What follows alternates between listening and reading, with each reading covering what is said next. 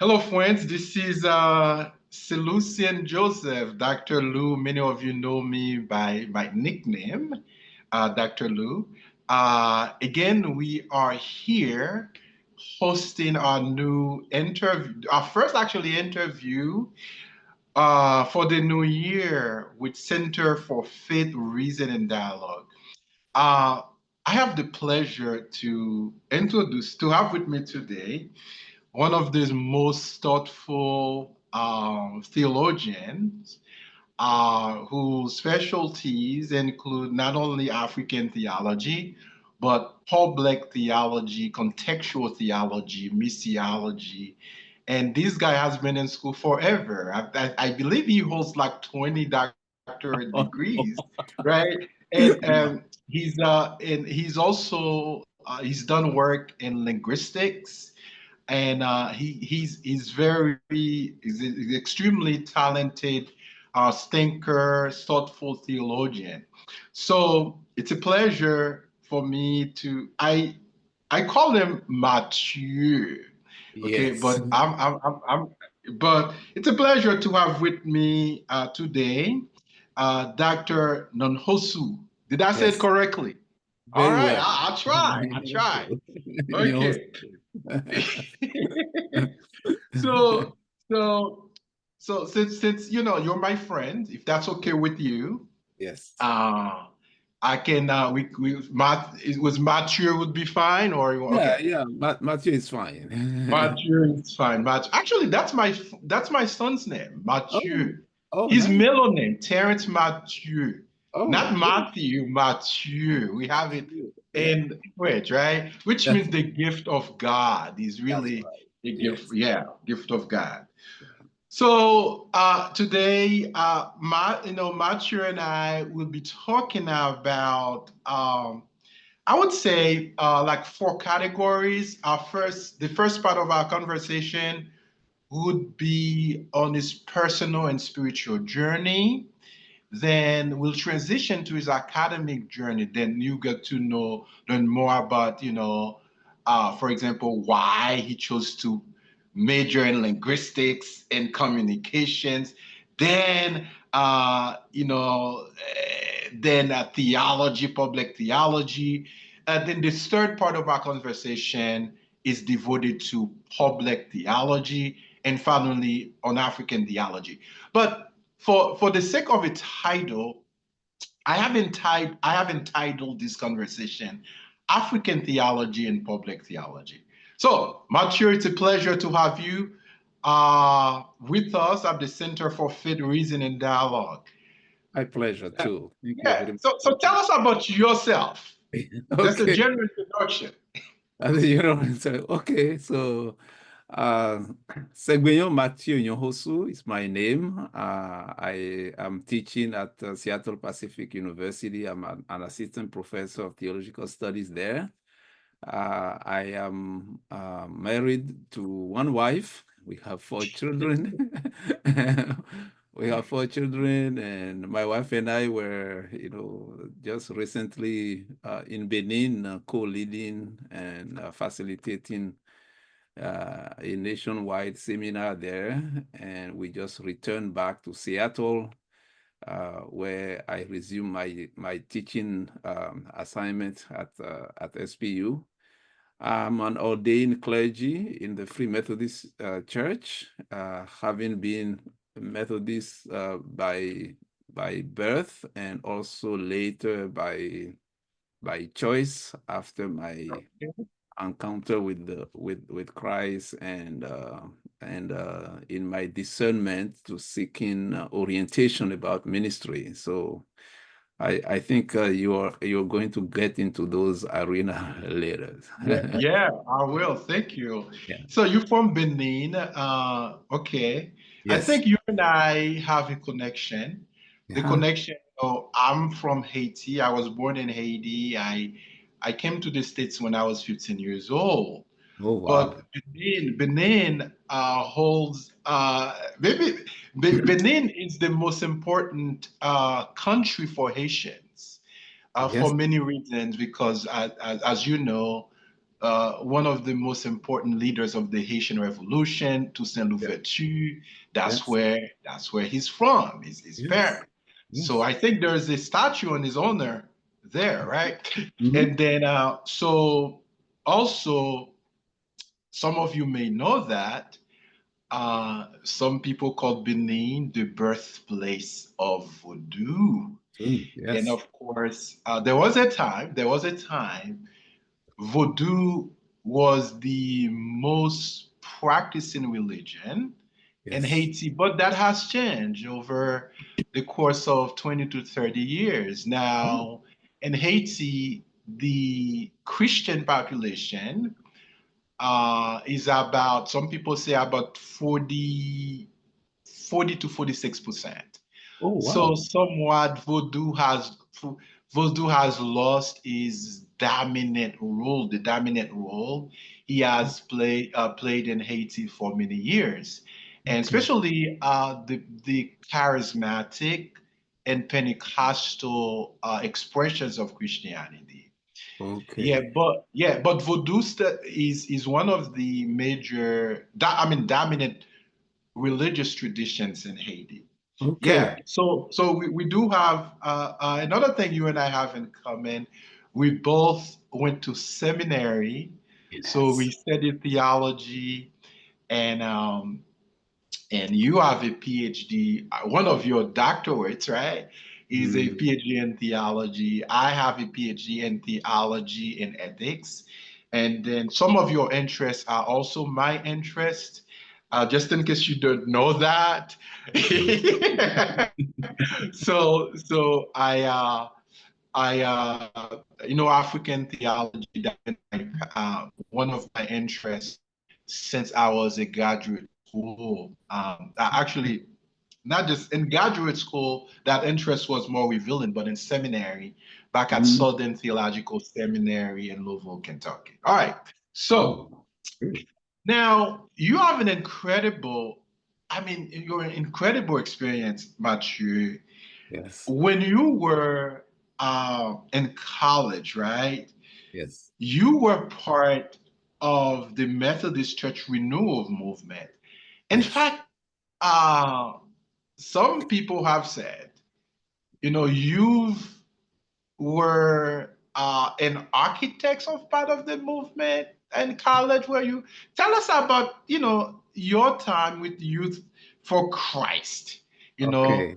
the role that you have played in your country, and of course that's going to shape your calling Mm. to the ministry and your calling to teach. Yes. Yes. Yes. Well, that's correct. Um, I was in about ninth grade when my math professor was a great instrument in the Lord's hands to lead me to Christ. I was very unruly in his classroom, and he was a new person in town and volunteered in the local Methodist church to teach to hold Bible studies.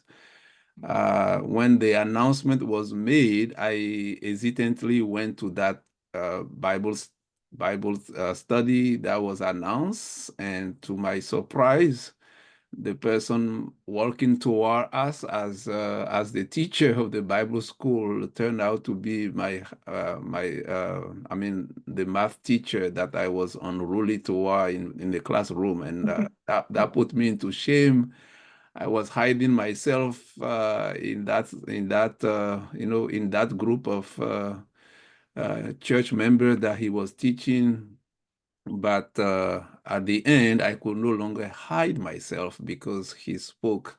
At that first meeting, the way he spoke just led me to connect that to, the kind way that he was dealing with me in the classroom. And I said, oh, that's why he is so different from other professors who are so mean. And so I connected that, and I just felt that the new birth that he was talking about, the explanation that he was giving between someone who is born of the flesh. He was using John chapter 1, verse 12 through 13 at the time to emphasize the importance of letting Jesus invade our heart, to create a newness in us. I just felt like I needed. I said, if that is what he has, to be such a different professor, that's probably what I needed, because I need to be a different kind of person toward my parents and also in the classroom as well. So that launched me into my journey of discipleship. And when I left that school where I mean that town where the encounter happened, I I went to a the capital city to continue my specialization in math, because I love math and physics. I was there in the capital city when the government launched a test to I mean, for those who wanted to do accounting. I really gave myself to that test because it will be paid for. So, uh, because it will be paid for, I decided that I will go for it, and that it worked. And when it worked, the only place for the accounting school is Cotonou. So it was in Cotonou that I started my accounting journey, and the Christian group in the school, the Lycée Technique Koulibaly in that school, was the Youth for Christ movement. So I immediately connected to them based on my previous encounter with Christ. I said that this is a group that I will journey with. So that's how I joined that group as a member, just to grow in my faith, right? So, but after a year and a half, um, alumni from the group, from the Youth for Christ, were the one who will come back to the school to lead, to facilitate, and actually to teach. And as alums, they are busy in town because some of them are in their professional jobs. And it happened that when they are busy, um, just people just started calling on me. So if one is scheduled and is busy, he will send a message, sorry, I cannot come. And people around me will say, well, Mathieu, it's your turn. It's your turn to bring a word of exhortation. So after that has happened and I improvise for, you know, 3 times, I just made up my mind that, okay, so maybe this is, someone is going to call 30 minutes, before time again. So I just got into the mode of just get ready to preach, kind of. So every day I was using my devotional time also as a way to prepare for any eventual, call to preach or to bring a word of exhortation in the Youth for Christ. Now that Youth for Christ movement, as you know, it's an interdenominational Yes. movement. A lot of Methodists are part of that, and through them, I also learned that there were pockets of revival in the Methodist churches in Cotonou as well. Well, as someone who was born in the Methodist Church, having not experienced the new birth until, the high school, the math teacher led me, I joined, and I joined the Methodist clusters of revival in Cotonou. in order to share life with them, I became involved in the intercessory prayer groups, interceding for people like me who needs, the new encounter, new life through encounter with Christ. And it was through those type of involvement that the movement, the revival, this spread out, clusters of revival began multiplying in the city, and I found myself as one of the people who will provide leadership at in those in the revival movement as well. What a wonderful testimony. But were you born in a Christian family? Yes, yes. Okay, so you were born in a Christian family. Yes, I was born So, Methodist mhm. into Methodist household. Yes.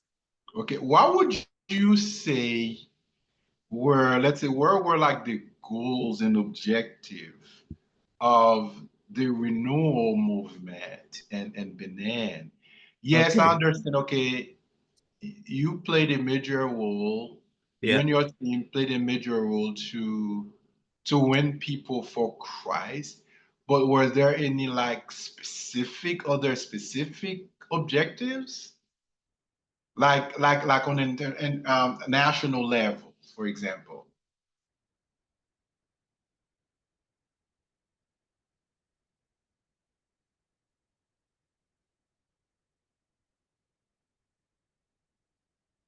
Did we lose you, Mathieu?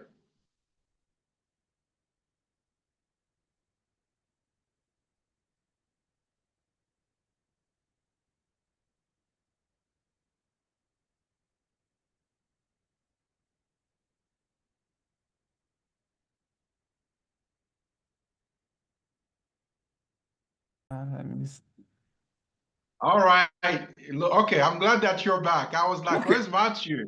Yes, I'm here. Sorry. Okay, okay. That's Yeah. great. Yeah, so I wanted you to elaborate a little bit about the goals and objectives of the renewal movement in the Mhm. country of Benin, more Yeah. specifically, in the community or you were part of. Yeah. Yeah. So the renewal movement actually became an organized movement later. Hmm. My earlier experience of it was that a s- uh, it was a number of clusters of small groups within local churches, Hmm. or just were influenced by charismatic and Pentecostal leaning and parachurch type of movements like YWAM, Youth with a Mission, Youth for Christ, and Hmm. IFES movement. And the type of experiences that they were having in those groups, they wanted to bring that to their, to their uh, really, to the brothers and sisters in the local churches as well, right? So like in my case. Hmm. So these were spread out. It was not organized. The organizing began really in 1998 when uh, in my group, in one of the groups that I was part of, there was a son of a pastor, one of our Methodist pastor, who um, told us that he found a book in his father's personal library, and the book has John Wesley in the title. And Wow. and we were curious, and we asked him to bring the book the next time. So by that time,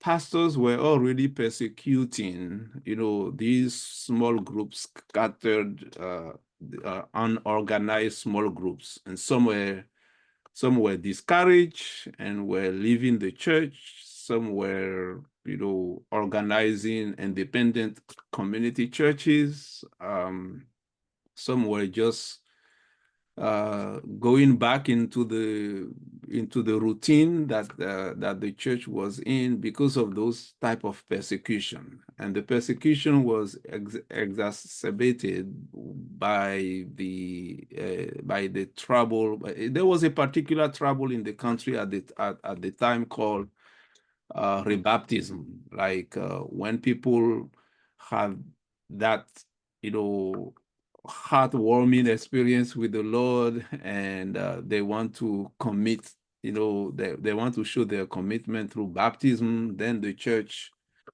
went against that and said that rebaptism is not allowed and so forth. So the entire movement, those movements were actually labeled rebaptizers, whereas that was not the main focus. The focus of the movement is that people find themselves as nominal Christians who were at the mercy of spiritual experiences that they could not overcome. Right, as you know, we are in the voodoo country, and there are just supernatural occurrences that people were not able to make sense of, and pastors were not trained to provide answers. So, which lead to either people becoming syncretistic, right? Like that means going to the African, indigenous practitioners in order to resolve some issues. And then since they are Protestant, they will do that at night, right, in hiding. Roman Catholics will do that more openly than Protestant, people.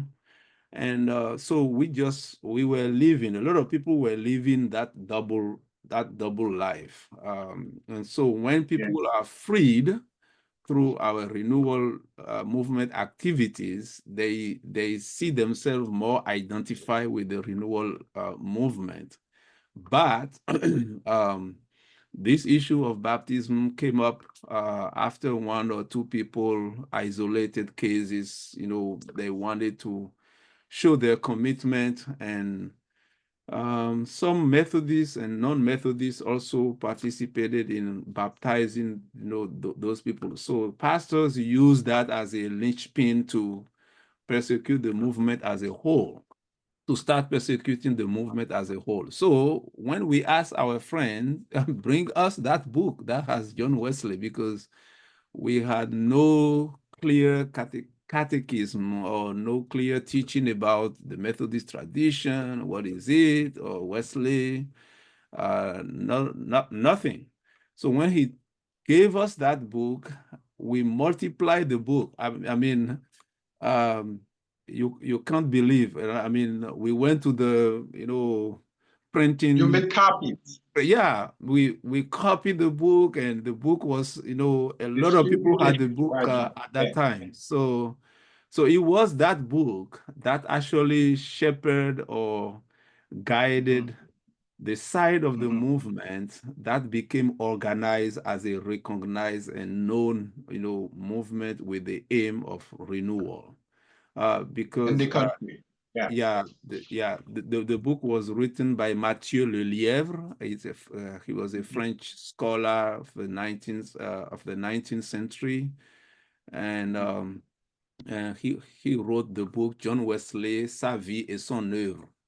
I will, It was like I a will. Yeah, biography on John Wesley, right? yeah. It was a bio, but well documented, and in fact, a lot of people are using that today. The people have re-edited that book to train ministers, around West Africa. So that book just gave me the sense of organize, because it talks about John Wesley, his early life, and then the beginning of the movement and how he organized, right, the movement. And so we just started saying, let's follow this template, right? And the template was just I mean, the same way Wesley was facing, persecution from nominal Christians, nominal priests, nominal pastors, same way we were dealing with the same issue. So the movement under the leadership of those who wanted to, it's like replicate, right? But in our African context, the kind of movement that John Wesley was leading. So those people organized themselves into a recognized renewal movement that we name missional movement for the evangel of Christ. So that's what I later became the chairman or the president of, with my wife also playing significant role. And we have been doing that up to today, up to 3 weeks ago, when that movement collaborated with other groups within the church and within the country who are still seeking renewal until today. And we collaborated to lead a seminar on equipping, to equip those groups who still are seeking the renewal of Christian faith in the country. This is interesting, Mathieu. But something comes to my mind. Last year Yeah. there was sort of revival Yes. going on in the United States. In fact, did it start at um, what Asbury. seminary? Seminary, and you went to that seminar, didn't you? Yeah, Where I went to the seminary, and the revival you are referring to happened across the street from the seminary at Asbury University. Yeah, Asbury University. Yes. And it spreads throughout the country. Yes. Yes. Wow. This is Yeah. interesting. That is Now, true. I do want to, here's what I want to know. Yeah. You mentioned what you call persecution Yeah. that uh, the group experienced. Now, those challenges, were they coming from Christian groups or non-Christian groups? Um, Basically from elders in the church, Okay. and from people of the older generations of Methodism who were upset with the fact that, their labeling will be, you are bringing new things into the church, right? We are not used to this. We are not used to this. You're bringing new, but Mm. um, but much later, and with my scholarship, I realized that the the Methodism that I was reading in that book actually made its way into Benin and began, is a societal level transformation during the Mm. days of enslavement of Black people. Really? Oh yeah, yeah. Methodists actually went, to Benin in 1843. Uh, Okay.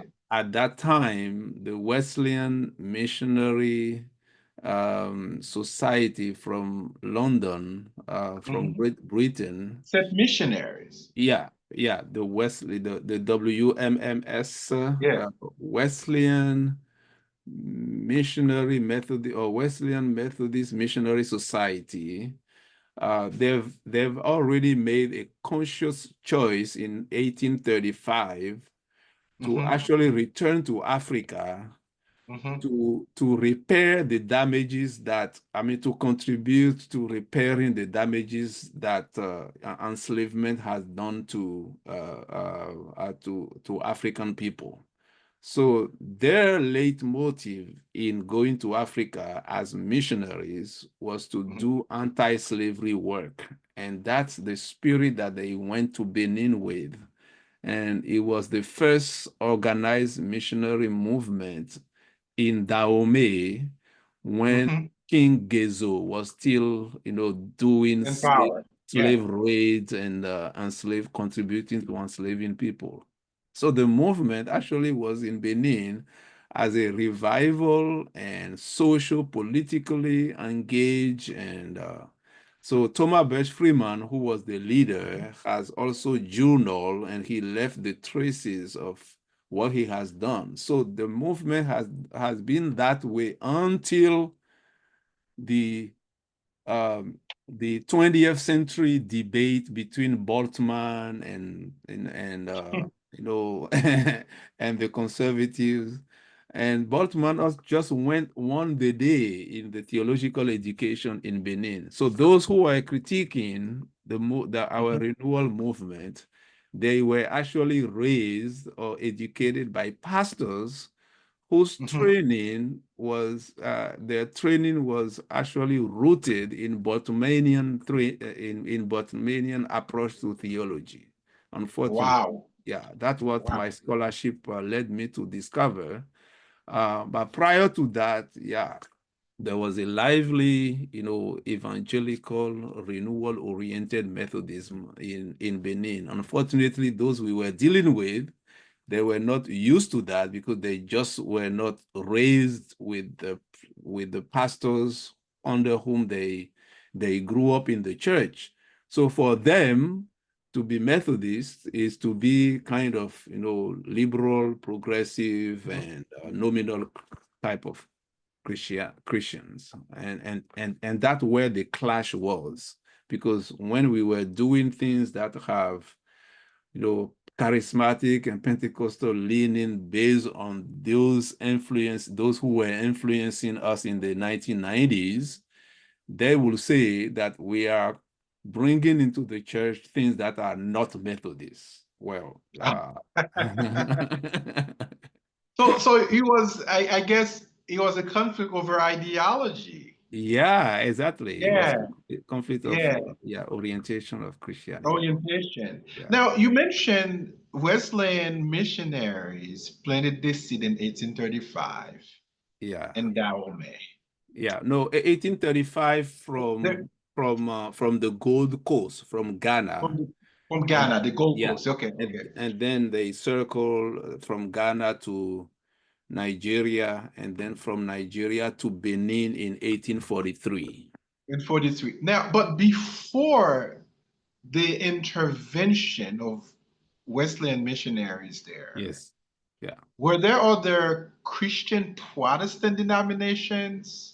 Were there any like Christian presence? in Benin, Yes. or in As far as Dahomey. you know. Yeah, Yeah. no. All that there was, I mean, all that was there as far as Christianity was concerned was the Christianity by individual enslavers who Okay. Yeah. who were there to for the business of enslaving, right? So Mhm. those individuals will be Okay. Christians from the Europe. Yeah. Uh, yeah, some of them will create fort-based type of worship services, Mhm. but these were not, mission oriented toward, For spreading the indigenous Christianity people. in the Yeah. country. Yeah. Yeah. Okay. That makes sense. Mathieu, you explained to us that your early interest in accounting, but you're gonna transition into linguistics and communication. Yes. Then you're gonna get a diploma in biblical studies, right? Yes. Something like that, Yes. biblical knowledge. Biblical But knowledge. I want to know, what can you share with us? What motivated you to pursue a major, let's say, in linguistics and Yeah. communication? Later on, you added, some sort of like a diploma in biblical studies. That's right. That's right. Well, very good question. So coming into Cotonou was for accounting studies under government scholarship because I Mhm. passed the test. and I earned 2 degrees, CAP in accounting, and then later baccalaureate in accounting. And definitely, my parents wanted me to become a banker or a financial administrator of the country, in the country. And in order to do this, I either need to uh, win government scholarship again, or I need to be my parents needed to be able to afford paying for those schools, for either of those schools for me. And neither of those worked. I went for the special tests in order to qualify for government scholarship, just didn't work, and so I didn't pass the test, and my parents could not afford to pay my way into either of those, and they're because they are very expensive. I even sat for another test for a private school where I could still earn the banking. I think I sat for the test to earn, to go to the banking sector. And I actually passed the test, but only to qualify for 1/4 of tuition remission. So the remaining, my parents could not afford. So so I went into what can be called dark night of the soul, because I didn't know what to do. And in my cluster of revival, and especially with the Youth for Christ movement, we were constantly praying for each other. That's how we journey into earning our 2 degrees in accounting. And it was a very close fellowship. And we were praying after all those results have come. Some of us, some in our cluster have actually passed those tests, qualify, to go to this school to pursue accounting, financial administration. I was one of those who didn't pass, and we were praying one day, and one of them actually just stood up and said that he felt the nudge of the Lord to tell our collegium, our group, that Mathieu need to pursue a study at the university that will help him to sharpen his skills of preaching and teaching the word of God that he is already doing so well. But if is there any field at the university that can help do that? Wow. So so trusting that this was the leading from the Lord, I went to the university and gathered, you know, orientation packet, the handbooks, right, from various schools at the university, and I find myself connected more with the handbook of Faculté des Lettres, Faculté des Lettres, Arts et Sciences Humaines, right? Faculty of Letter, Art, and Human Sciences. And then I was going through them. I saw anthropology, sociology, well, very interesting. Geography, not much. But I just got arrested with linguistic and communication.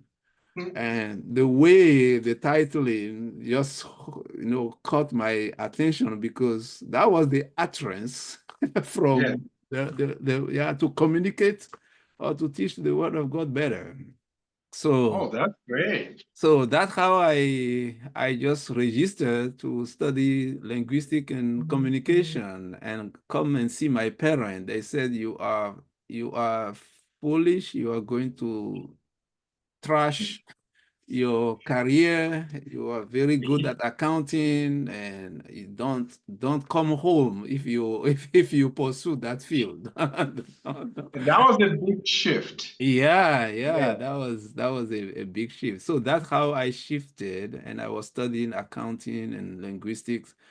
Um, but I was studying that for the sake of ministry, a year later, got the announcement that there is a Bible school, a program Mhm. in Cotonou that trains people over the weekend Mhm. for 3 years. And since it was over the weekend and the leadership of the renewal movement was increasingly, coming upon my shoulder, I started saying, what a great way to be getting the theoretical aspect in linguistic and communication at the university.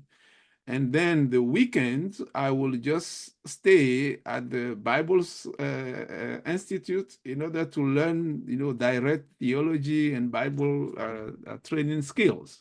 So that's how, while going to linguistic and communication, I was also going to the Benin Bible Institute, and I did both together.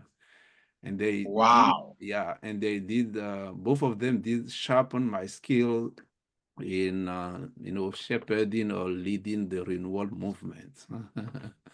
Wow. Wow. Then you're gonna come to the States. You're gonna Yes. pursue a master's Yes. and then your doctorate.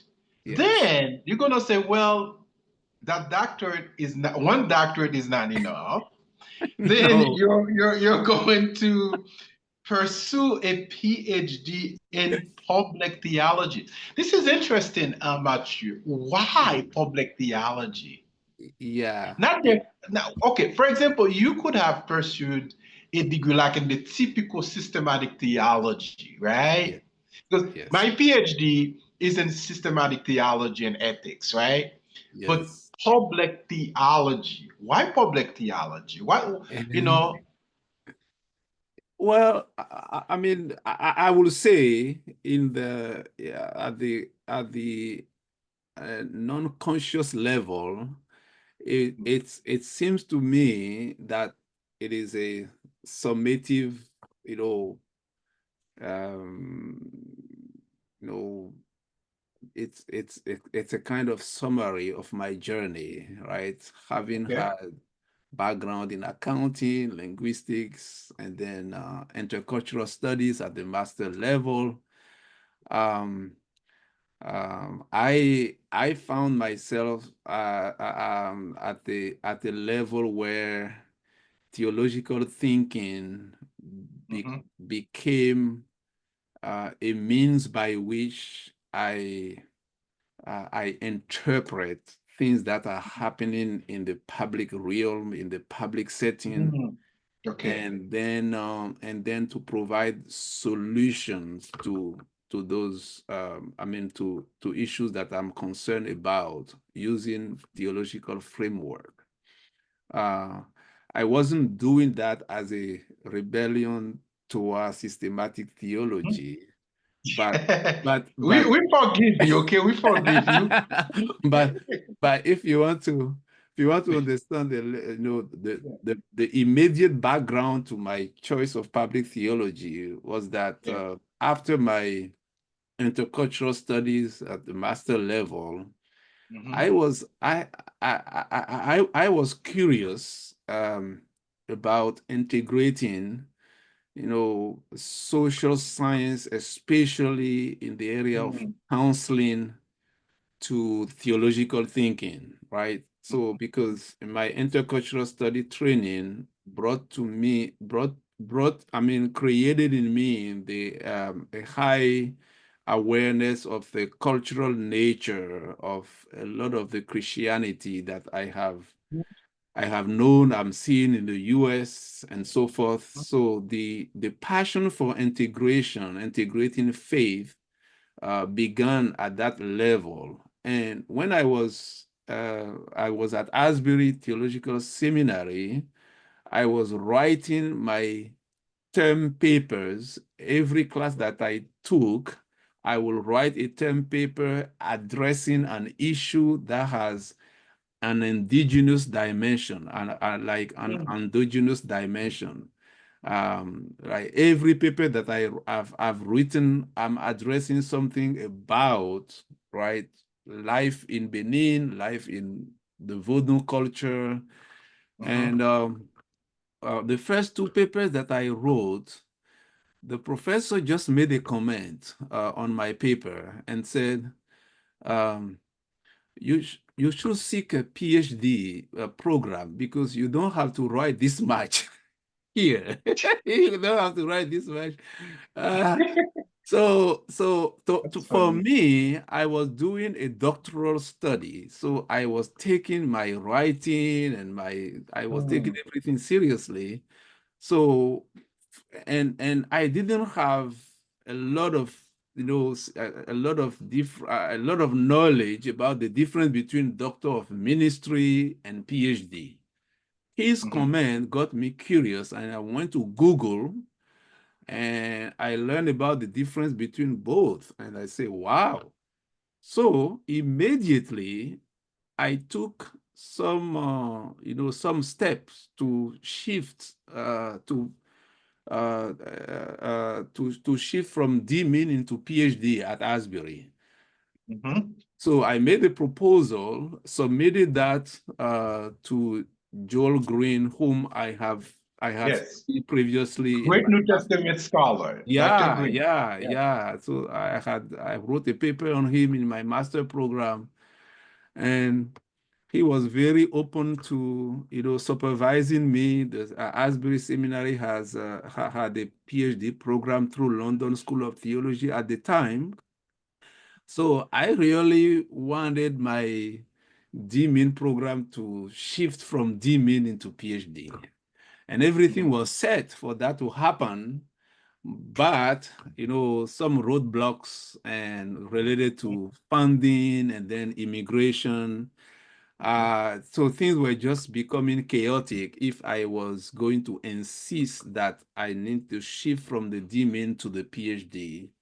So the advice, I mean, the what was possible at the time for me to keep my sanity was just to finish the DMin program because I was just close to You the were end. almost done. Yeah, I was almost done when all of these things were happening. And so that's how I was led to finish the DMin program.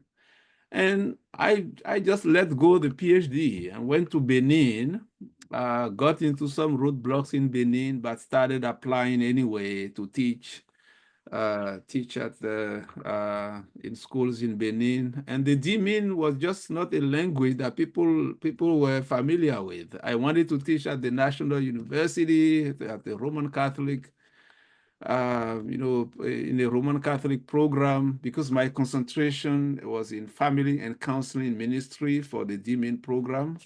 Um, Mhm, so I wanted to teach in the School of Psychology and Education. But the title, the letter DMin mhm. was not Yes. clicking, and it became a roadblock. And Mhm, at the time, my wife, who had not had her PhD at the time, earned a scholarship, a full ride scholarship to go to the University of Kentucky to study PhD in family science. So mhm, we decided to pack up our luggage again and return to the US. And while she was studying for her PhD, I didn't want to return to an American PhD program again, but since the background of the British PhD was already there, I returned to Asbury to inquire about, whether that program still existed, and I started knocking at doors in order to find scholarship. The AFTI, a Foundation for Theological Study, which is a Wesleyan fellowship scholarship, was open to to give me a grant. And that grant was going to help, for me to be in a PhD program, yeah, at a British university. So that's how I returned into doing a PhD while teaching at Eastern Kentucky University. So seeing my journey, at that time, I was teaching at Eastern Kentucky University, African Studies and African American in the African and African American Study program. I So it goes without saying that my mind was very much into public stuff, right? So public Mm. theology is a theological thinking that addresses issues in public. Some people say political theology, which is acceptable, but when people say political theology, it can miscommunicate because political theology has been used in different ways in the And past. in fact, Mathieu, this is going to be my next question. Okay. Okay, okay, There's, as you know, under the big umbrella yeah, of what we call theology, there are different branches, right, that emerge from it. For example, there's feminist theology, mhm, right? Contextual theology, there's public theology, political theology, and liberation theology. Now, it seems to me there are parallels or there are shared ideologies or concept between these three, right? yes. Public theology, political theology, and liberation theology. My question for you is this: what distinguishes public theology from other forms of theology? Those two that we mentioned, liberation theology and public and political theology. Yeah, yeah, that's a very good question. As I was saying, I tend to I I I tend to use languages that, I mean, words that minimize word that minimize miscommunicating my intent, like hyper or stringent ideological posturing may shut people off. If I say that I am a feminist or liberation theology and so forth, but the what they have in common is that they are addressing issues related to current events or Okay. issues that are related to uh, preoccupation or concerns that people have in the larger society. Public theology is theology that actually takes, while it includes Mhm, theology that may nurture the mhm, church or church people, it goes beyond it. It is theological thinking meeting the intellectual ideas of the day or mhm, the thoughts that are leading mhm, event or the direction that the country or the world is going. So it's theological thinking, taking those public thoughts, uh, I mean, for checking or for reorientation or for even in order to explain that to the church that this is what is happening and how the church can respond to those thoughts. So it is more encompassing at that level than a specific, like feminist or gender or yes. liberation in terms of social economic and so forth. For So example, right? yes, Okay, let's try two examples here. yes, Since you and I, we live in the US, the United yes, States. yes, For example, if let's look at, okay, the United States right now, yes, currently, yes, under a new administration, President yes. Trump. Hmm. So a public theologian, for example, would be concerned about, let's say, the issue of immigration, Yes, right? Mass yes, deportation. That's a big issue. Also another issue, sexual identity, right? yes, With yes, President Trump signed an executive order yes, that gender, right? There are only two genders. So a public theologian would engage in those current trends, Mhm. contemporary issues. So in Yes. other words, a public theologian, if I understand you correctly, Mhm. would lead the people of God, the church to engage, to be relevant to what's going on right now. Now, exactly. Okay. Exactly. Yes. Yes. While a political theologian Hmm. may bring political, no, may bring theological discourse Hmm. in order to either Hmm. support Hmm. or contradict if Okay. if the political theologian is a left-leaning political Hmm. theologian, so you know that his all of his speeches are going to the direction of attacking or or dismantling what Trump is doing. If the Hmm. political theologian is right-leaning, therefore all the theological discourse will go into supporting. Public theology actually will step back and then be able to engage the intellectual thought behind what is happening in order to be able to say the word of God, regardless of whether that supports or that critiques, either party. So, if we were in the Old Testament time, I would Hmm. say public theology is like the prophetic literature. Exactly. Yeah. But Matthew, I do see, okay, I do see some parallels, Yeah. okay, between public theology and political theology, right? In Yes. fact, when I was writing a book on Aristide, Uh-huh.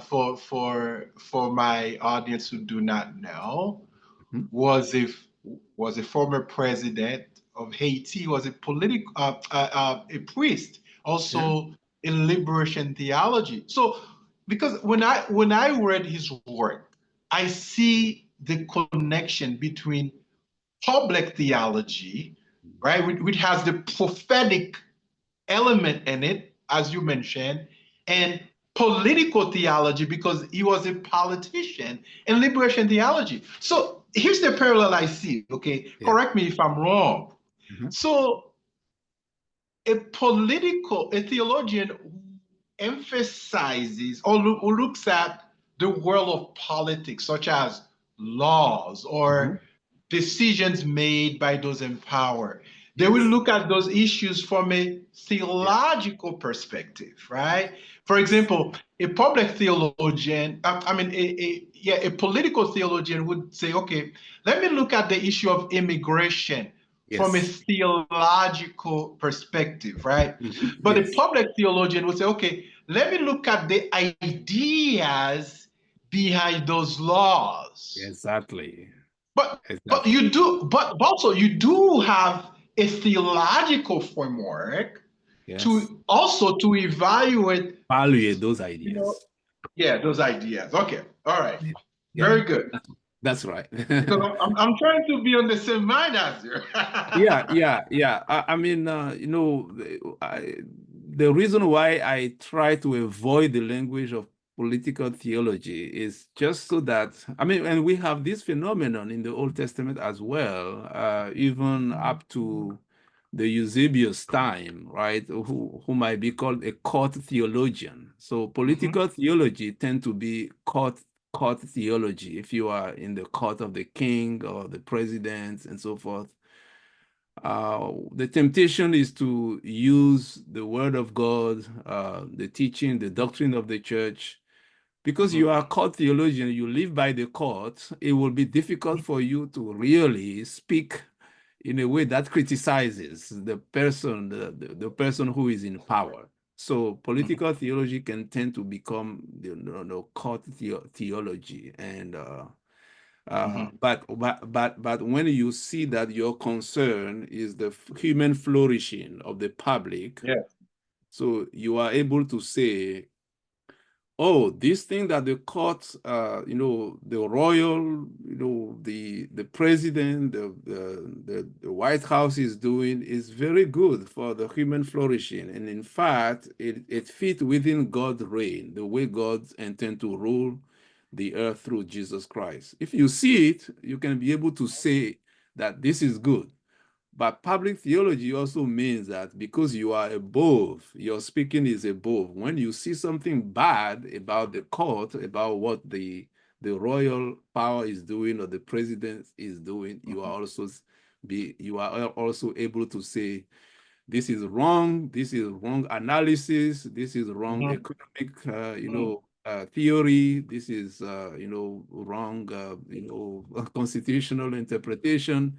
You are able to say that without fearing for the repercussion. It is a public theologian who can go that far, because Yeah. political theology can a political theologian can run the risk. It Mhm. doesn't have to mean that Mhm. way, but it can run the risk of becoming a court theologian, which is So I'm thinking about, okay, prophets, prophetic figures like Isaiah, Jeremiah. yeah, But more specifically, I'm thinking about uh, Prophet Nathan, right? Who yes, went to King David, a king, yes, and he said, "Thus says the Lord, God no, has sent me to you, David. Okay, the woman that you are with is not your wife, or you sent her husband. You put mm, her husband in the front line, yeah, so he could die, so he could, okay." And then I'm also thinking about John the Baptist, who mm, confronted who? King Herod, right? Herod, yes, Now, so I mean, to be a public theologian, you have to be bold. yes, It's a risk-taking business as well. yes, Because yes, you have scripture as your framework, but you have to be bold to address those issues. And some people will not be happy with your perspective, your point of views. But mhm, what I want to say is this. In what ways can public theology maintain its prophetic voice while he engages, let's say, with political and societal issues? yeah, yeah, I mean, it's okay if you want to give an example, let's say from the United States or Benin, because you told us while you were a student, you were writing about cultural issues yes, in Benin, you yeah. know, from a public theological perspective. Yeah. Mhm. So in one way, public, just to maintain its prophetic voice. Yeah. Yeah, yeah. So I think the challenge, because based on my research in Benin, the challenge in prophetic or public theologizing is to do so with a prophetic community rather Mhm. than a lone prophet, Mm, which is okay. I mean, prophets, especially in the Old Testament, they are individually identified, right? They are individually identified. But looking at the larger, within the larger framework, and also from the perspective of New Testament community, mm, the challenge in prophetic or public theologizing is the challenge of fear, the challenge mm, of what may happen to me. mm, Whereas, and in fact, the first time I came theoretically I came to grip with that concept was when I was studying linguistic and communication. One of my classes was journalism one, journalism 101, and then later I think I audited or took journalism, level 2. And my professor used to say that through journalism, by the name, if we keep the name of journalism what it ought to be as a fourth power, in the country, the fourth power of the government. That means after the government, the judiciary and the parliament. So the theory is that journalism is the fourth power. But to really live out journalism as a fourth power, journalism needs to be investigative journalism. That means journalism that is not beholden to the government or to the opposition or to those who are wielding power now. A journalism that is ready to say it or to not, or to refuse to say it, even when the power that be is forcing. So the way he was describing investigative journalism just got me into thinking that investigative journalism means prophetic journalism. I said, you are very independent and you need to be able to say it the way you find it, or you need to refuse to say it when it has not existed, even if the powers that be are forcing you to say it. So I think in that realm, people run away from investigative journalism because it's a lonely business. Nobody is going to care for you if you challenge the powers, or even the opposition powers. They can take you out and persecute you and even killing you. I think the same thing happened, the same sentiment. I have the same sentiment in political or in public theology. But when the church see itself as a prophetic community, and the public theologian is speaking on behalf and with the church, and the church itself is not in the throat of the government or of any power, I think public theologizing can go very well. Not that there won't be persecution, but at least you will know that I have people behind me. I'm working from within a community that has a buy-in to what I'm doing.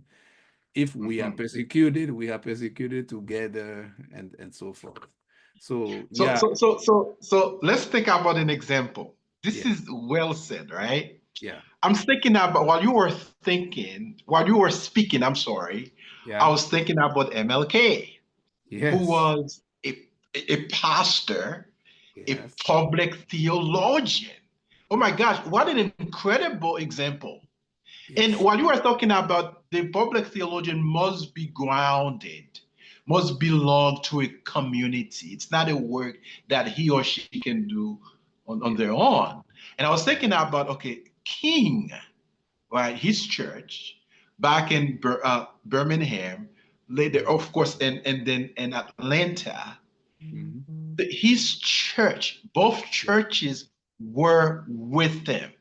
You yes, know, he was not just speaking, he was not just a lone public theologian mhm, speaking on his own behalf. It was on behalf of the church, yes, addressing those big concerns yeah, this country was going through. For yeah, example, segregation, yeah, rights to vote for Black people, the yes, Vietnam War, yeah, right? All yes, these amazing, sensitive issues. You know yes. what? I think when I think about King Mathieu, okay, I'm gonna make a public confession. All right, King King has 4 children, right? Just Mhm, like you and I. And I said, what a courageous man. yeah, This guy took a risk. And I'm saying, yeah, okay, because Some of my theological reflections have to do with the relationship between Voodoo and Christianity in Mm, Haiti. mhm, And although, okay, my mind is currently preoccupied with political issues in Haiti. For example, gang violence, what's going on right now. But yeah. there's a part of me who's a coward, right? Mm, Said, okay, man, am I ready to take that risk to speak prophetically? yes. Okay, to speak not only prophetically, but to speak in public against those issues that are only destroying Mm, Haitian people, mm, but the church in yes. Haiti. Yeah. Also, also postponing what you just called human flourishing. Mm, You know, I need some of that bravery that we mm, find in King, that we King. find in Bonhoeffer. You Yeah. see, that we find in what's his name, the great another great German theologian during the World War II, who um, Karl Barth. Oh, Karl Barth. Yes. Yes. Yeah, Yeah. Hmm. Yeah. Yeah. yeah. I think you are very right. Um, the sad thing about King's story, and in a certain way Bonhoeffer as well, is the splintering within Christianity itself. And King also will lament, the way. I mean, you are right that his immediate family, that African or I mean, his home church was by and large in support of what he was doing. He was doing theology from within, but Mhm. it was also the other part of the of Christianity that was against him, and misconstruing what he was doing as as a Marxist, or all these ways that he has been mischaracterized or misinterpreted.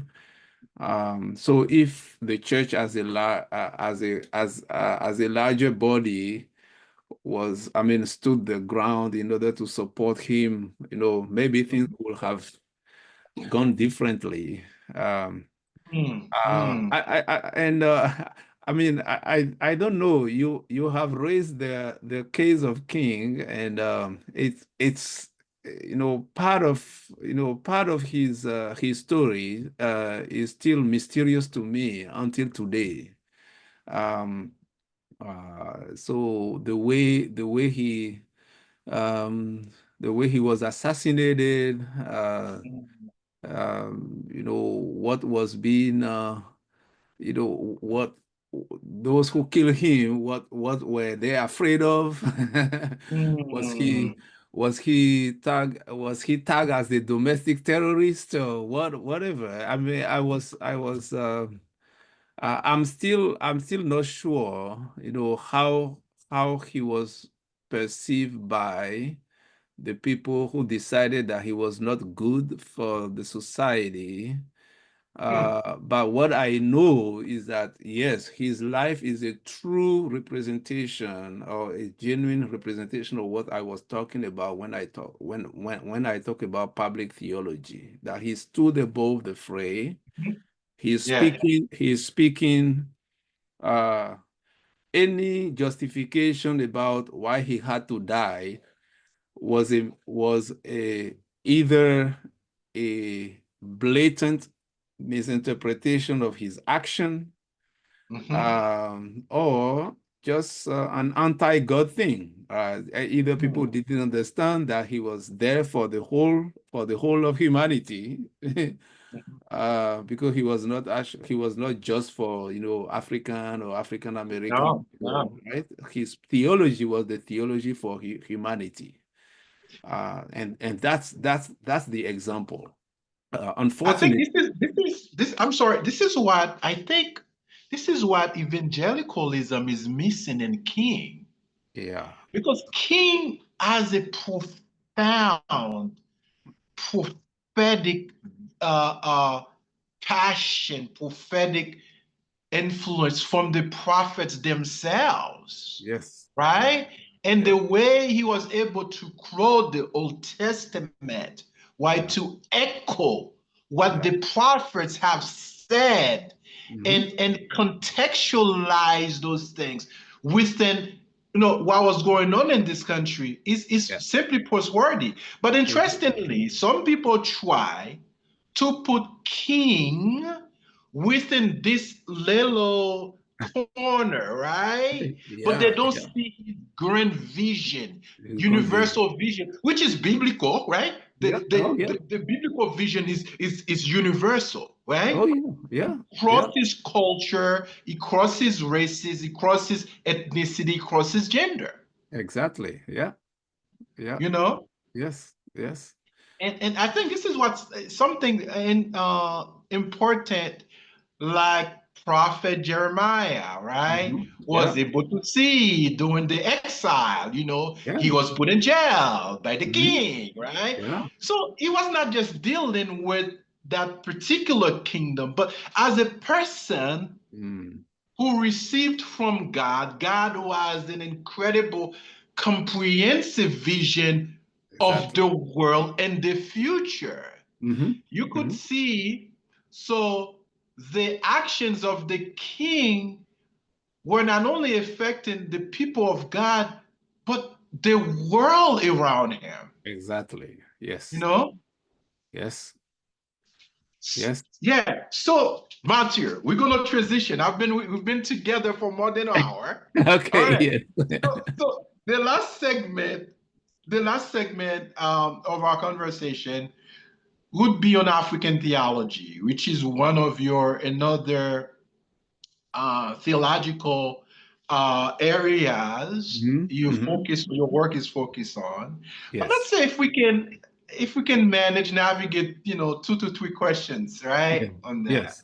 Yes. Now, when people talk about African theology, okay, because I've heard American theology, Mm. Caribbean theology, Hmm. German theology, right? But it seems to me the name African theology seems to encompass a whole continent, not Mm. just it's big, it's large. How would you define succinctly? How would you define African theology for our listeners? Yeah, so basically, I will say African theology is theological thinking that has the concern of, um, you know, African people at the forefront or at the background as the Mhm, aim of that theological thinking, mhm, the concern of the destiny, or if I'm allowed the future of I mean the mhm, present and the future of Africa or African people is at the center stage of that theological thinking. mhm. That I would say will qualify as African theology. Okay, well said. So, okay, but I do want you to elaborate a little bit. For Yeah. example, okay, so you're saying African theology deals with the issues, the challenges African Christians are experiencing, not the issues or the challenges American Christians are experiencing. Is that? Uh, I will say that it's first of all Africa and Africans, right? Mhm, Of mhm, course, the challenges, the present and the future of Africa and Africans, as in general, not only African Christians. African Christians are part of. of Africa.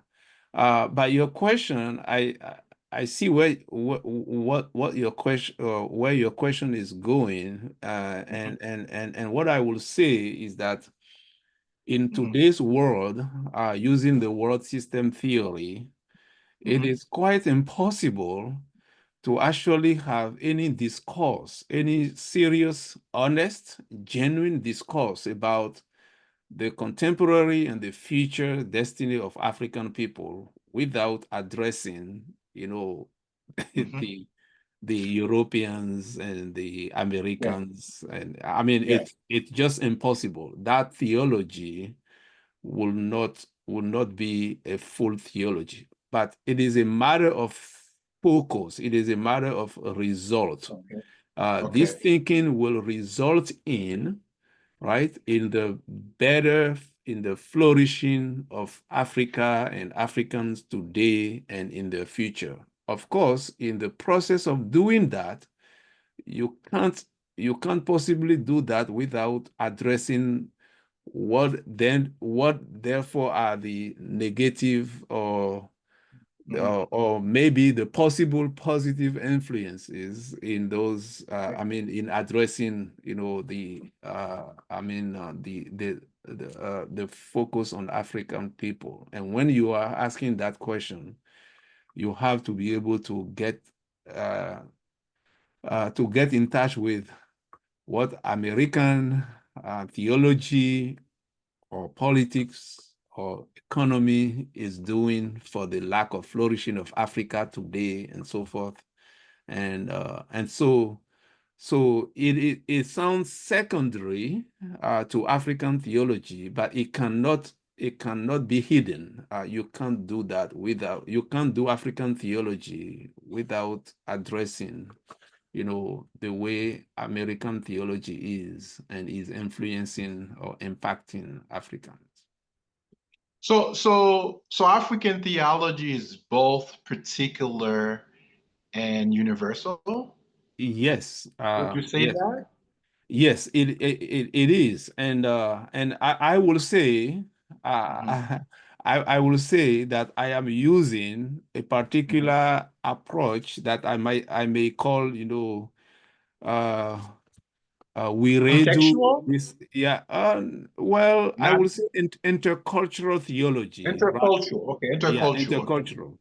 Yeah, Mhm. I will say that I'm using Wiredu's approach, who has Mhm. this book titled The Particulars and the Yeah. Universal. Yes. And I'm using Paulin Huntonji's approach. I know that there Mhm. are other approach to African theology that are more, indigenous thinking oriented, like indigenous thinking focus, and other approaches that are only, what might be, what I, if I, like suitcase model of African theology, which is, you have the systematic theology Mhm. from Harvard or Yale. You have them in the suitcase, and then you get to Africa, you take the suitcase, and then you are looking for how this fits here in Africa. Mhm. That usually called contextual Mhm. theology. That means the main dish is built elsewhere, and then we are trying to apply that to Africa. So these are not what I'm talking about. What I'm talking about is more in line with Wiredu and Huntonji's approach, which says we have we have the life of the world, or le monde de la vie. Yeah. Yeah. Of course, he is also influenced by the Husserlian philosophy, which says that you cannot think profitably while closing your eyes to the happenings today, and the happenings today influencing your thought may actually may actually think, lead you or force you to restructure your thoughts. So, using that, Huntonji And we read to us basically what they are saying is that good African thinking need to have le monde de la vie, the way of life of Africa now, as Yeah. as raw material, right? As So raw. yeah. I mean, it's Mhm. a raw material of our thinking, and it is Yeah. guiding. It forces us to ask the question that we need to respond to. So I think methodologically that leaves the path of, only indigenous or the contextual model that I just described, because then African issues or the state of Africa becomes the way, I mean, the linchpin to ask the question, the material to work with in order to engage the question. And when we come to a result, that result has been and need to be in intercultural conversation with other dominant Mhm. theologies, because we live in the world system, and whatever we want to resolve in Africa, it is connected to Paris, it is connected to Brussels, it is connected to Texas. It is Yeah, I'm so, I'm I'm glad you mentioned Kwasi Orendu work, yeah, Cultural Universals in Particulars, where yeah, he examines cultural universals and particularities from an African perspective. So yeah, what you're doing right now, so you're using this model, yeah, but you're looking at it from a theological angle, from a exactly. theological framework. So in Yes, other words, there are things that we share together because we yes. belong to what we call the human race. Human race, yes, Yeah. exactly. But Yeah. at the same time, there are things that are specific Pacific, to yes. our culture because we live here in the United States, or we live in Exactly. Haiti, or we live in 80. Benin. Exactly. Exactly. But Crossy is saying even those things, some of Yeah. those things that are particular to us might be shared with the French and Paris. Yeah. To resolve, yeah, Yes. to Yes, resolve, to resolve issues that they are not able to resolve. Right? exactly. Yeah, because if it works with us as human being, we share Mhm, humanity, you mhm, may want to consider, because you have been sweating and struggling for years and mhm, it's not working. I mean, mhm, consider this, because we have used it over there. And I know for sure that there are a lot of those things. I mean, from a cultural perspective, for mhm, instance, one of the books that I read in my master program, in a course called Person, Family, and Culture, was in human development. And the American author was very appreciative of how, attachment is formed in an African context, right? mhm, How the how African, babies are more, mhm, I mean, they grow more mature, or more with uh, uh, with more equilibrium, based on, the way the mother hold them. And I think mhm. I remember a picture in that book where the baby is held at the back of On the back, the, yeah, yeah. yeah, So he's basically saying, I mean, this is good. It's not because it is from Africa that it's not yeah. useful It's here. a good practice for Yeah, humanity, exactly, not just exactly. for the Africans. Not just for the African, yeah, yeah. Yeah. And my wife and I also grew up in the practice of what we call naming ceremony, for instance. Mhm, And we are immensely, grateful for our friends in Wilmore, Kentucky, who actually help us to actually practice the naming ceremony for all our children when they were born. And lo and mhm. behold, after several, we practiced that 4 times because we have 4 children. Mhm, Some Americans actually picked on that, at least one, actually held a naming ceremony for her children, her American children. Wow. Yeah, yeah, Wow. yeah. Yeah, yeah. So, Interestingly, but Matthew, yes. thanks for this, all right? Mhm. You've given us a lot to think about. Yeah. You see, one of the classical, I would say, classical debate, one Yeah. of the classical debates in African theology has to do with its relation with traditional African religion and spirituality, as you know. And Yes. it goes on, it never ends, right? Mhm. What would you say? Um, let's say, I'm thinking about how to ask that question, although it's in my Yes. mind. Yeah. Um, how has African theology influenced traditional African religion Mm. and spirituality, Yeah. or vice versa? Person. Mm. If you give me the freedom to say vice versa, Yes. yeah. That's right. That's right. That's it's a very good question. I have okay, my sense is that what is usually called African traditional religion, uh, what is good about it is just the African part. Okay. So, and I will say I will just call it the life world, or Mm, the monde de la vie des Africains, mhm, because mhm, when we use the traditional, it's mhm, usually in opposition and it comes with a negative baggage. It's traditional mm. in light of the more, advanced Elevated or uh, modernity. yeah, the modernity, the civilized religion. And I don't like that. And Mhm, and the word religion itself comes with a lot of baggages that African way of life is mhm, more than that.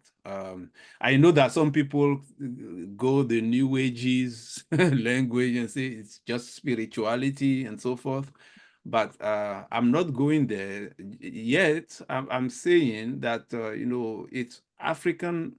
It's not African religion in the sense that this is not just something that is practiced in a certain context or certain setting where we go to worship only, but that the African way of life is I mean, it is African way of life that is more modern, religious institutions and rituals and so forth, although there are a lot of rituals in it. So, uh, mm, in terms of African theology, what has been missing or what need to happen is the incarnational model of doing theology using the African way of life as the material, that which we call African traditional religion, and both in mm, terms of its rituals and in terms of its words, right, the linguistic level, and also in terms of uh, daily practices. mhm, So I envision African theology to take these things seriously, and we come to grip with the difficulty to disentangle culture and the worship. In French, we say la culture et le cultuel, right? Um, mhm, it's therefore the work of theologian to make that disentanglement if when it is possible and when it is needed. mhm, I'm saying that because some of the some of the tools or some of the items that are used culturally Mm-hmm. in Africa. I mean, it is very difficult to detach them from the worship side. Whereas in worship, African way of life is not necessarily addressing a Trinitarian deity, which is very dear to African theology. So Mm-hmm. it is the work of theologian to actually be attuned to the type of deity, the type of divine being that is Mm-hmm. attached to this cultural artifact, and Mm-hmm. uh, and be able to understand the functionality of it, Mm-hmm. while disentangling from that non-Trinitarian deity, but maintaining the function that is useful for humanity within that context, so that what the Trinitarian God is doing is the sanctification of the culture, not the butchering, or not the disrespecting of the culture, not the assassination or the cultural imperialism. So that's what Mm-hmm. I call the incarnational model, that we do theology so that the God, like Paul will say, in Athens, the unknown God, Mm-hmm. because that God has been unknown, it's been replaced by this divinity is the unknown God that is now being made plain and revealed, so that that which is good, that was being expected from the non-Trinitarian deity, is provided by the Trinitarian deity that is now revealed through Christian interaction.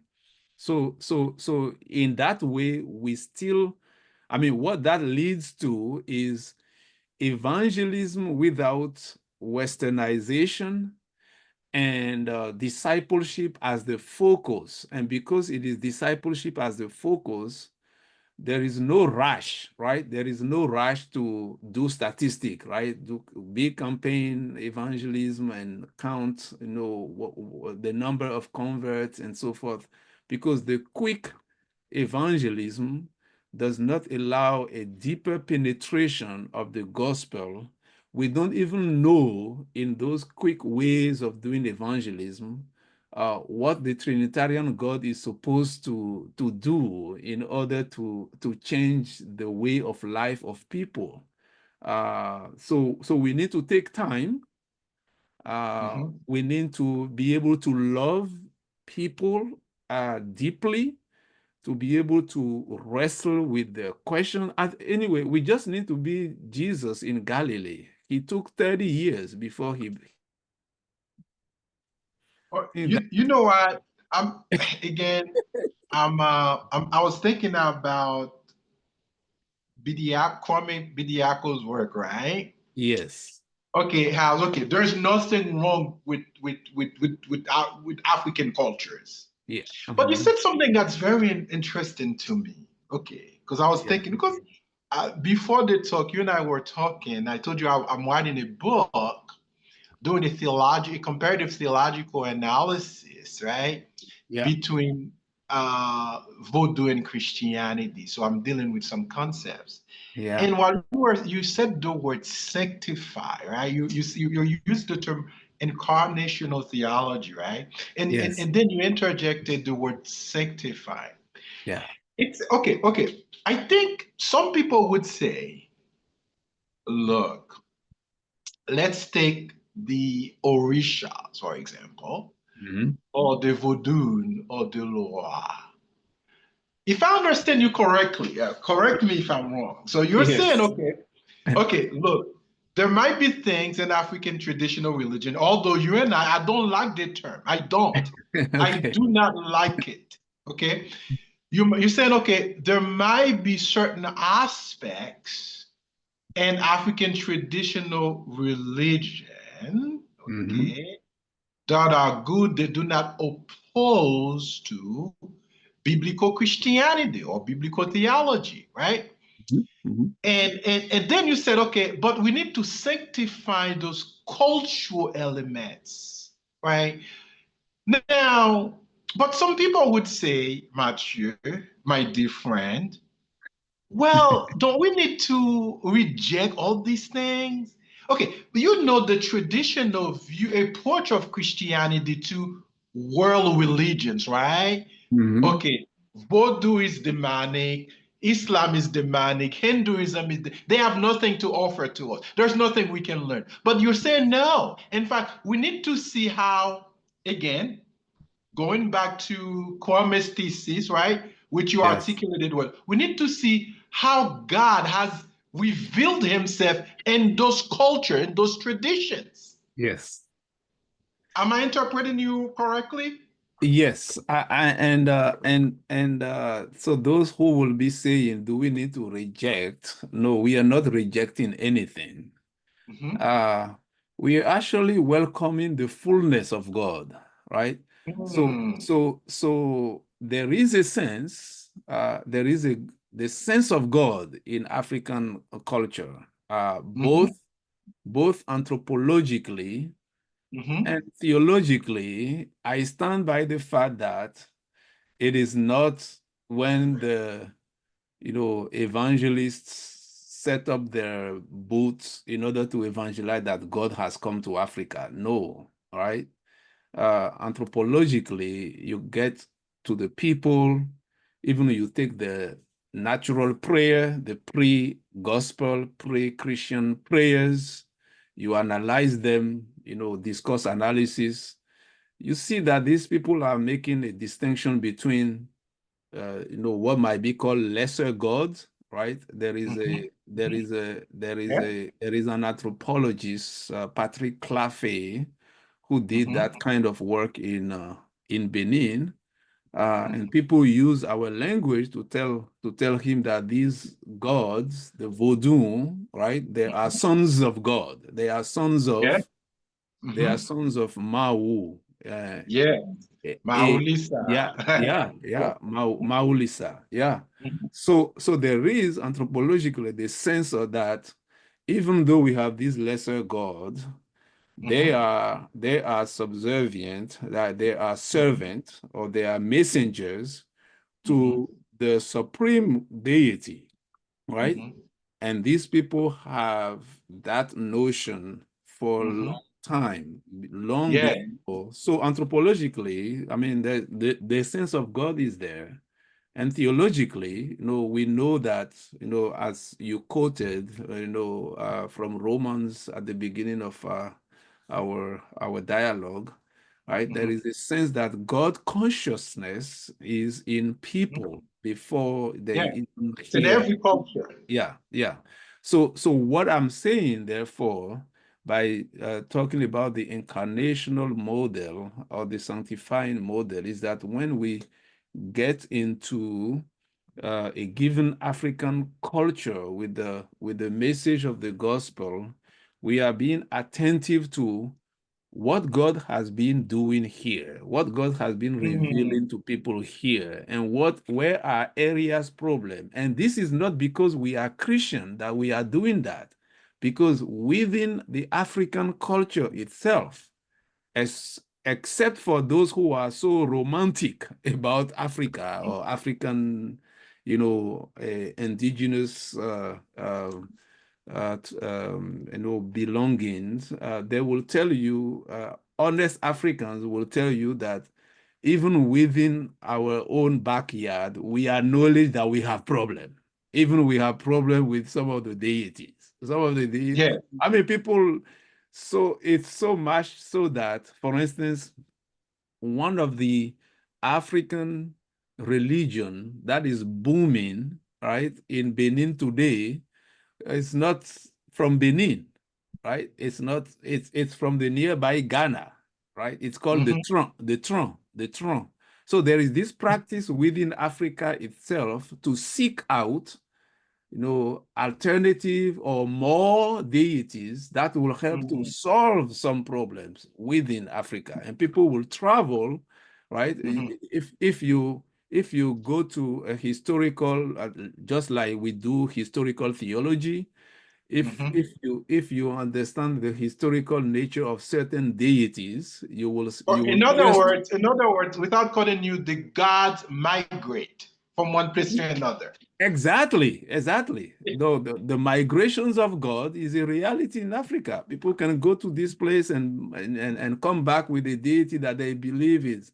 So the phenomenon is African, such Mhm. that when Christianity uh, freed from its colonizing and westernizing, when the Christian faith penetrates in that manner, it can be presented as the fullness of what we are about in our culture, and it is an Mm. African outworking of what was there in order to complete what God has been doing, right? Mm. It's not just a cultural a cultural Phenomenal. activism, but a true theological encounter with God within this place, right? Building on what God has been doing in order to take out some of the things that are not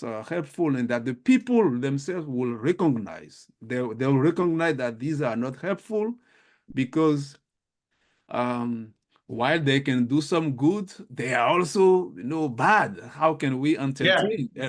How can we entertain this? they know that.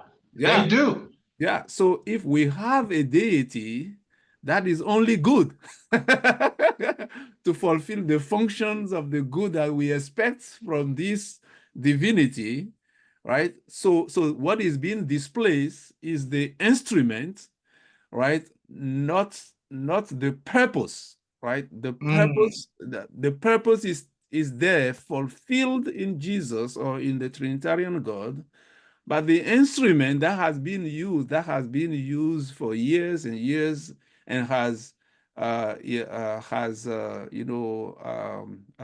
effects or negative consequences as well. People will be very happy. I mean, not that the gospel will be that easy for everybody to embrace, but at least logically, people will be very happy to know that maybe this is what we have been waiting for. And I don't know if you read Elizabeth Aisechi. Mm, of course. Yeah. History Yeah, of Christianity in Africa. yeah. So she has stories of African people who have been in the hope, in the expectation, right, that this revelation is going to come. This is non-colonially, it's Mhm. not in a colonizing way, but in a Mhm. genuine quest for full human flourishing. I think that kind of intercultural, intercultural theologizing can be able to free, African people from the fear-driven aspect of certain deity, and ultimately replace those deity by the true God, of whom they are aware, and they are actually waiting for his full revelation. So Hebrews chapter 1 says it clearly that Jesus is what? Not yeah, only the exact representation of God, is patient, the yeah, fullness of God's yeah, revelation. exactly, Right? exactly, yeah. All right, we need to bring this to a close, Matthew. Well said. Who is Thank your you. favorite theologian? Oh, my favorite. Yes, sir. My favorite. Wow, that's what a Well, question. if you don't want to give us one, give us two or three. Well, let me go by how do I go by now? Okay, let me go by discipline. Old Testament. My Okay. my favorite Old Testament theologian now is Brueggemann. Boogerman. Okay. All Okay. right. Okay. uh, New Testament, Joel Green. George Green. Okay. Okay. Okay.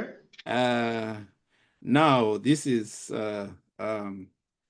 is you know as a way of connecting with the larger church in terms of actually theologizing Mhm. and being I really like Kwame Bediako. Oh yeah. And in fact, I have an email now. When I was about to start my doctoral work, I actually email, no, not when I was about to. Anyway, Hmm. I emailed him one time and he was not responding to my email. And later I understood that because he was in health challenges. But yeah, I deeply cherish uh, Hmm. his theological approach to the African, tradition or African history. But if you want to talk about living theologian, I will say Emmanuel Katongole. Oh yeah. The Whew, the sacrifices of Africa. What a yeah. terrific text. Yeah, Man, yeah. man. So yeah.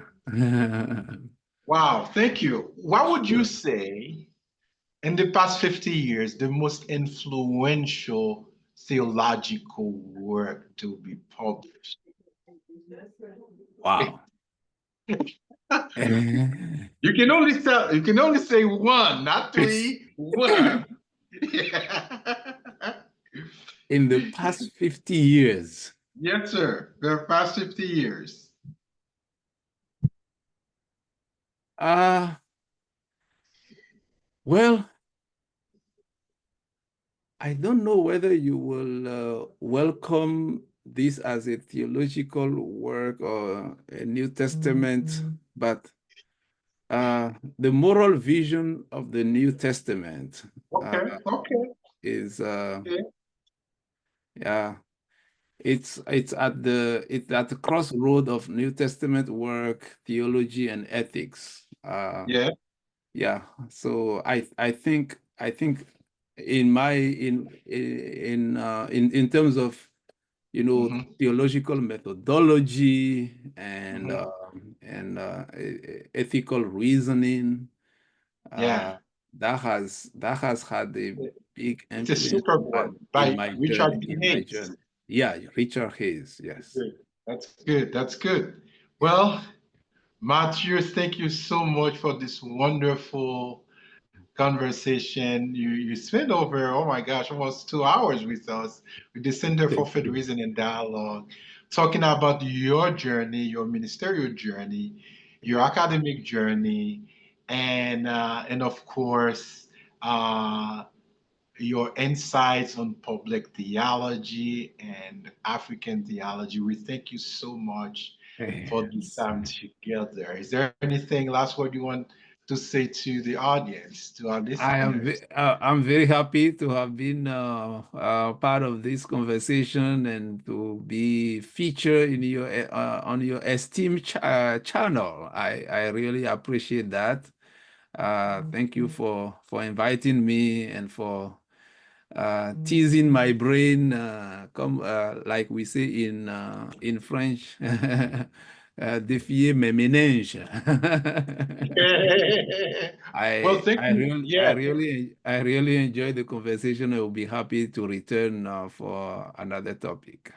of course. Of Yeah. course. It would be a pleasure. Thank you so much, Yeah. everybody. Again, this is Dr. Lou with Center for Faith, Reason, and Dialogue.